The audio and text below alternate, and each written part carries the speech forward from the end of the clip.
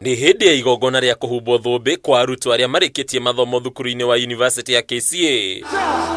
Kuri ataramu a githomo mahorire ndefe mathomo ma uthuthuria na uthii wa nambere thukuru-ini cia university riu mathomo maya makigiritanio na mieke iria miingi ya mawira. There's no university really can talk of progressing or getting to the global stage without research and innovation.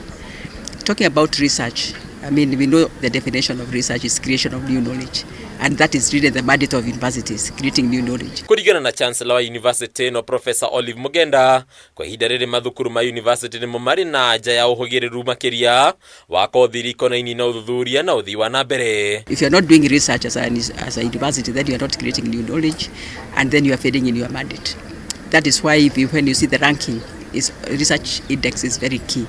So create new knowledge, we are able to disseminate to other people, and actually the rest of the country looks at universities to create this new knowledge and to tell them what we need to do. MIARIO taino neyo yaritio ni munini wa Chancellor University no Professor Isaiah Wakindiki uria ugite thukuru uyu riu wekirire kothi ici kwitukira unyitanini na mathukuru mangio na kuma nja ya bururi. Releasing an educated person is a change in itself to the society. Somebody who knows what a balanced diet is, somebody knows how to keep away from diseases, to be clean. That basic education in itself is an impact to society. Those products that are innovated, then they are able to get into the marketplace.